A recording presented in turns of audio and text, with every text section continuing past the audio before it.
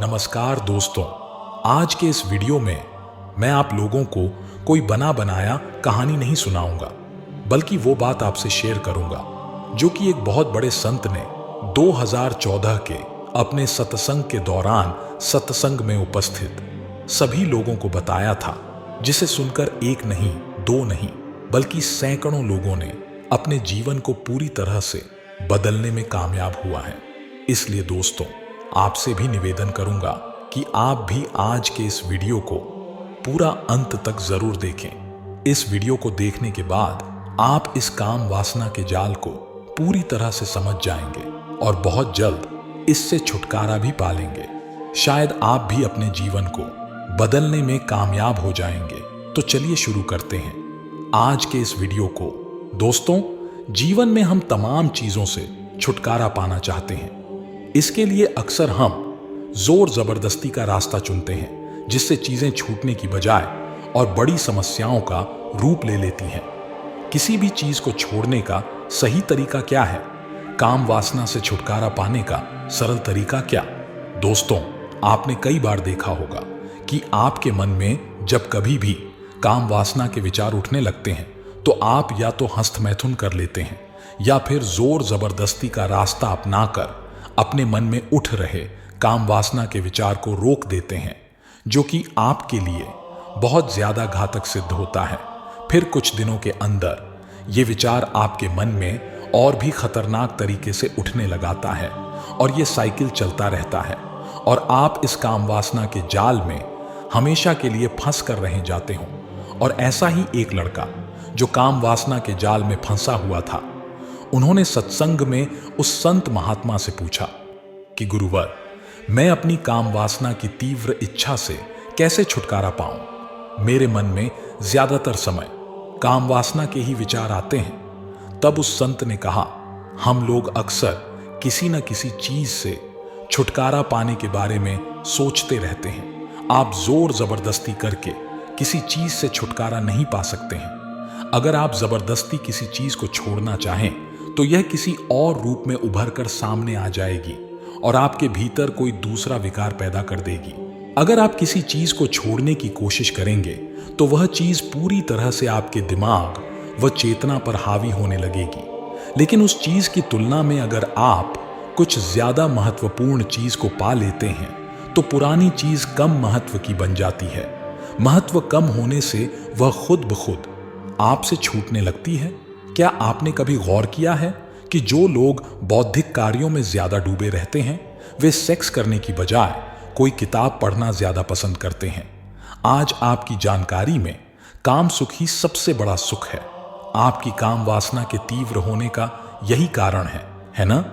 अगर कोई आपसे कहता है कि यह बुरी चीज है, इसे छोड़ दो, तो क्या वाकई आप इसे छोड़ पाएंगे? लेकिन अगर आप इससे भी बड़ी चीज का स्वाद चख लें, तब यह अपने आप आपसे छूट जाएगी। फिर इसे छोड़ने के लिए आपसे किसी को कुछ कहना नहीं पड़ेगा। इसके लिए आपको अपने जीवन का थोड़ा समय ऐसी दिशा में लगाना होगा जिससे कि एक बड़ा आनंद आपके जीवन का हिस्सा बन सके। अगर आपको जीवन में अपेक्षाकृत ज्यादा आनंदित करने वाली चीज मिल जाए तो जाहिर है कि छोटे सुख की इच्छा अपने आप ही मिट जाएगी। सबसे अच्छी बात यह होगी कि छोटे सुख की चाहत आपके कोशिश करने से नहीं मिटी, बल्कि रुचि कम हो जाने से आपने छोटे सुख को चाहना बंद कर दिया है। आपकी रुचि इसलिए कम हो गई क्योंकि अब आपने कोई बड़ी चीज खोज ली है। बस इतनी सी बात है। जब आप बच्चे थे तब जो चीजें आपके लिए बेशकीमती होती थीं, वे बड़े होने पर आपसे छूट गईं। ऐसा इसलिए हुआ क्योंकि उम्र के साथ आपने जीवन में कुछ ऐसी चीजें पाई जिन्हें आप ज्यादा बड़ा समझने लगे। अब भी यही बात लागू होती है। अगर आपको जीवन में ज्यादा तीव्रता वाली, ज्यादा गहरा सुख और आनंद देने वाली चीज मिल जाए तो जाहिर है कि ये चीजें अपने आप आपसे छूट जाएंगी। काम वासना आपके व्यक्तित्व का बस एक छोटा सा हिस्सा है। बेवकूफी भरी नैतिकता और इसे जबरदस्ती छोड़ने की कोशिशों में पड़कर लोग और ज्यादा कामुक हो गए हैं। आप जिसे मर्द या औरत कहते हैं, वह बस एक छोटे से शारीरिक अंतर की बात है जो एक खास प्राकृतिक प्रक्रिया को पूरा करने के लिए है। आखिर हमने शरीर के एक अंग को इतना अधिक महत्व क्यों दे रखा है? शरीर का कोई भी अंग इतना ज्यादा महत्व दिए जाने योग्य नहीं है।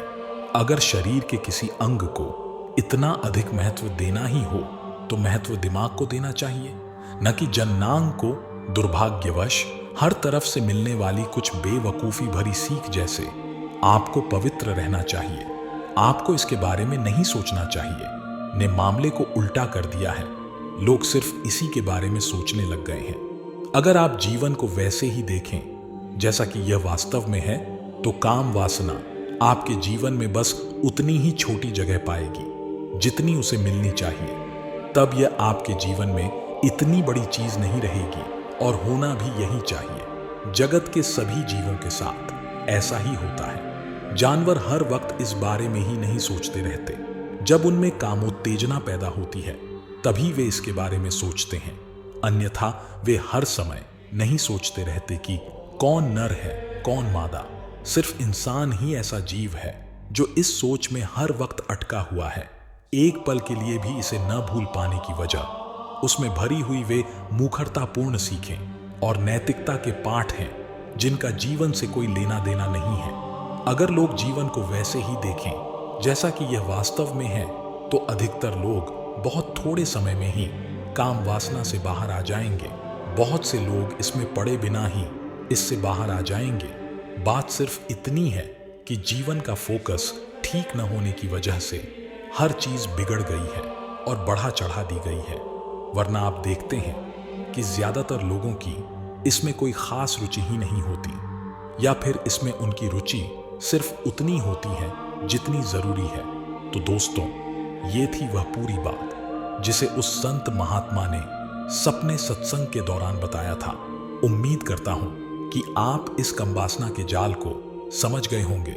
अगर फिर भी आपके मन में इस वीडियो से रिलेटेड कोई शिकायत या सुझाव हो तो उसे कमेंट में जरूर लिखें। हम आपके कमेंट का जवाब जरूर देखें। और अगर आपको हमारी आज की यह वीडियो पसंद आया है तो वीडियो को एक लाइक अवश्य करें। साथ ही वीडियो को अपने दोस्तों के साथ भी शेयर करें ताकि वे लोग अपने जीवन में परिवर्तन ला सकें। और अगर आप आज के इस वीडियो को यहाँ तक देख रहे हैं तो आप सभी का तहे दिल से धन्यवाद।